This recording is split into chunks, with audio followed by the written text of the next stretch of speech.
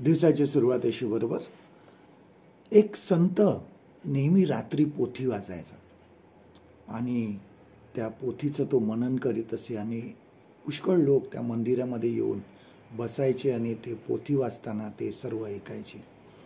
गमतीचा भाग त्या ठिकाणी असा होता की त्या संताकडे एक मांजर होतं आणि रात्रीच्या वेळेस दिसायचं नाही म्हणून तो एक दिवा त्या मांजराच्या डोक्यावर ठेवायचा. ते मांजर बसलेलं असायचं, त्या मांजराच्या डोक्यावर ठेवायचा आणि त्या प्रकाशामध्ये तो पोथी वाचायचा आणि संपूर्ण पोथी संपूपर्यंत ते मांजर तिथून हलायचं नाही.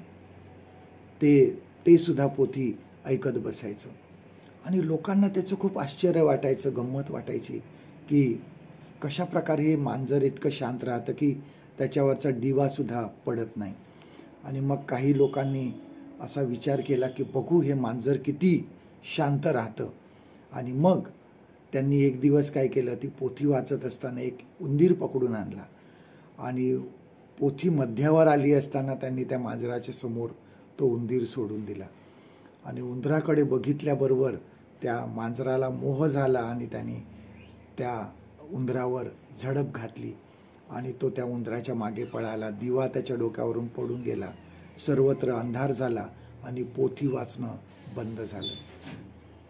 आपल्या जीवनामध्ये सुद्धा बऱ्याच वेळेस असं होतं की आम्ही नियमित चर्चला जातो, आम्ही नियमित बायबल वाचतो, नियमित देवाचं वचन वाचतो, पण कधीतरी आम्हाला आमच्या आयुष्यामध्ये मोहाचा क्षण येतो आणि आम्ही विचलित होतो. लक्षात घ्या, आमचे अगोदरचे सर्व चांगुलपण जे आहे हे एका क्षणामध्ये निघून जातं. आम्ही कमकुवत आहोत, देवाच्या पाशामध्ये आपण असतो. आपण ज्यावेळेस फसतो अशा वेळेस प्रार्थना करणं खूप गरजेचं आहे. विचार करा की आपल्या मोहामुळे आपल्या आजूबाजूच्या इतर लोकांना काय सहन करावं लागत असेल. जर आपण बघितलं यहोशुवा ह्याचा 7वा अध्याय, ह्याच्यामध्ये बघा की परमेश्वराने सांगितलेलं होतं की ज्यावेळेस तुम्ही शहर जिंकाल त्यावेळेस तिच्यातल्या वस्तू घेऊ नका, पण आखानाने काही वस्तू त्यांनी लपवून ठेवल्या आणि मग त्याला मोह झाला. पण लक्षात घ्या की आखानाला ती शिक्षा झाली, पण कोणाला शिक्षा झाली बघा, त्या आखाना संगतीच त्याचे कन्यापुत्र, त्याचे बैल, गाढवं, शेरडे, मेंढरं, त्याचा डेरा आणि त्याचे होते नव्हते ते आखोर खिंडीमध्ये नेले आणि त्यास जगडमार केला आणि सर्व अग्नीने जाळून टाकलं. ह्या मोहामध्ये आखानाचा नाश झाला नाही, त्याच्या घरादाराचा नाश झाला. खरं तर त्यांच्या बायका मुलांचा काही दोष नव्हता, परंतु ह्या आखानाच्या मोहामुळे त्याच्या बायका मुलांचा सुद्धा नाश झाला. आमच्या जीवनामध्ये बऱ्याच वेळेस असं होतं की जेव्हा आम्ही मोहामध्ये पडतो तर लक्षात घ्या की आमच्या घरीसुद्धा कोणतरी आहे.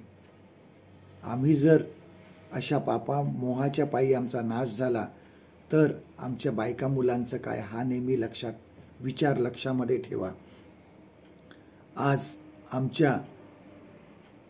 आमच्या मोहामुळे इतरांना जो त्रास होईल त्याचा आम्ही विचार केला पाहिजे.